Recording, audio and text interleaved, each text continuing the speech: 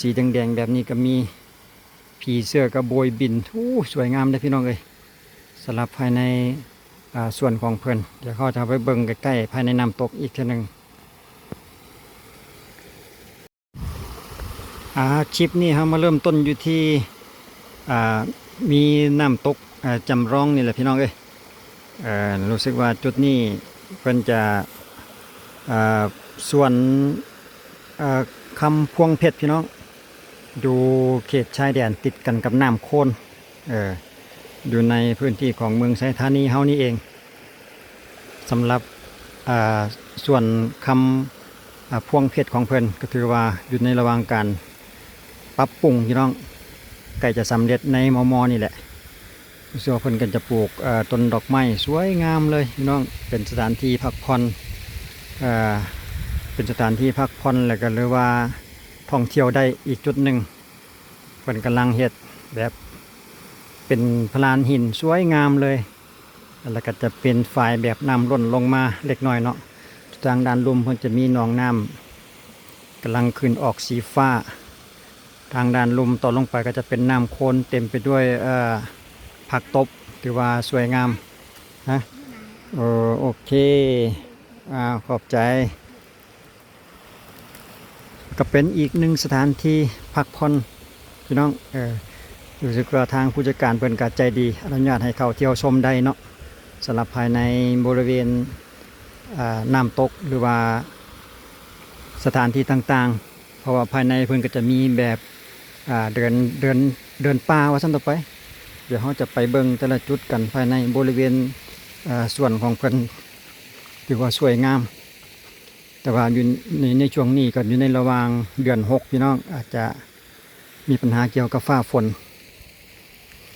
เพิ่นกำลังปลูกดอกไม้สวยงามต้นดาวเฮืองหลากสีส้มสีเหลืองสลับกันไปสีแดงๆแบบนี้ก็มีผีเสื้อกระโบยบินสวยงามเลยพี่น้องเลย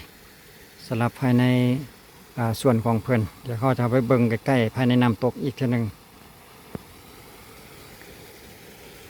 เดี๋ยวขยับยางไปอีกด้านหนึ่งภายในส่วนของเพิ่นนี่ก็จะจำนวนหนึ่งเพิ่นก็จะดาวเรืองแบบนี้แหละพี่น้องลายที่ว่าลายพอสมควรได้ถึงขนาดว่าได้จำหน่ายสำหรับผู้ใดมักแม่ค้าแม่ขายมาซื้อในเพิ่นก็ขายก็จะให้มันออกดอกไม้ไปเรื่อยเนาะเดี๋ยวเขาจะให้เบิ่งทางด้านหลังของ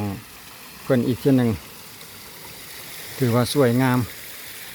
ทางด้านหลังบ่อเพิ่นก็จะมีบ่อขนาดใหญ่เพิ่นกำลังจะเฮ็ดเป็นที่ท่องเที่ยวสวยงามในช่วงฤดูนี้สำหรับผีเสื้อลายแท้เต็มหนองเลยเดี๋ยวเขาจะพาเที่ยวชมไปในรอบๆบริเวณส่วนของเพิ่นอีกทีหนึ่งว่าเพิ่นมีอันใดแด่เอายางลงมาอีกจุดหนึ่งส่วนตัวนี้ก็คือสายน้ำโคลนเต็มไปด้วยผักตบผักตบบุกหลาย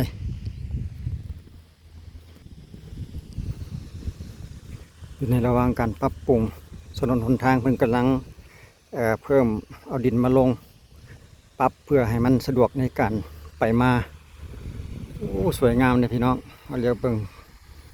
ออกมาเบิ่งภาพรวมๆส่วนด้านหน้าเพิ่นจะกำลังเตรียมเฮ็ดเป็นห้านอาหารทางด้านข้างทางด้านนี้เนาะนี่คือเป็นห้านอาหารของเพิ่นก็เพิ่นก็เฮ็ดไว้เตรียมเพื่อห้องรับแขกที่มาเที่ยวมาชมนี่แหละเนาะเพิ่นก็จะมีเกี่ยวกับอาหารการกินการดื่มว่าซั่นต่อไปครบรสสำหรับท่านใดที่มาเที่ยวชมในตอนหน้าเดี๋ยวเราจะติดตามอีกไปในอีกภายภาคหน้าอีกทีหนึ่งว่าเพิ่นจะเฮ็ดได้สมบูรณ์เสร็จสิ้นในเวลาใดเนาะเดี๋ยวเราจะลงข่าวแจ้งการอีกทีหนึ่งสำหรับแหล่งท่องเที่ยวแห่งใหม่ส่วนเส้นทางกับมาทางบ้านเวือนคำพี่น้องเวือนคำสามสะอาดไก่โรงงานเกลือโรงงานเกลือเวือนคำมาอีกก็ถือว่าเพิ่นก็เฮ็ดทางได้สะดวกรถหน่อยรถใหญ่สามารถมาได้ บ่ได้ยากเนาะบ่ได้ยุ่งยากเรื่องหนทางเพิ่นว่าจะมีทงนาอีกเดี๋ยวเขาจะไปลองไปสำรวจเกี่ยวกับถนนหนทางของเพิ่นอีกทีหนึ่งในรอบๆบริเวณภายในส่วนของเพิ่นเนาะส่วนคำพวงเพชรวอซันเดย์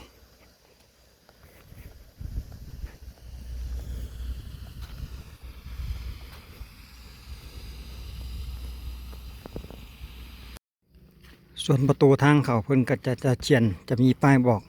อันนี้ถึงด้านทางคือทางด้านหน้าทางเข้าของภายในส่วนเพิ่นเนาะส่วนคำพวงเพชรจะอยู่ทางด้านนี้นะพี่น้องเอ้ยภายในบริเวณส่วนเพิ่นก็จะกว้างขวางเต็มไปด้วยต้นไม้ถือว่าให้ความซุ่มเย็นภายในส่วนของเพิ่นร่มรื่นเต็มไปด้วยต้นไม้ป่าดงพงไพรถือว่ากว้างขวางพี่น้องก็เหมาะสำหรับแก่การมาพักผ่อนหมู่คู่หรือว่าครอบครัวมาพักผ่อนกินเขาป่าเขาสวนเขาดงยังก็ว่ากันไป ภายในบริเวณสวนเพิ่นเนาะ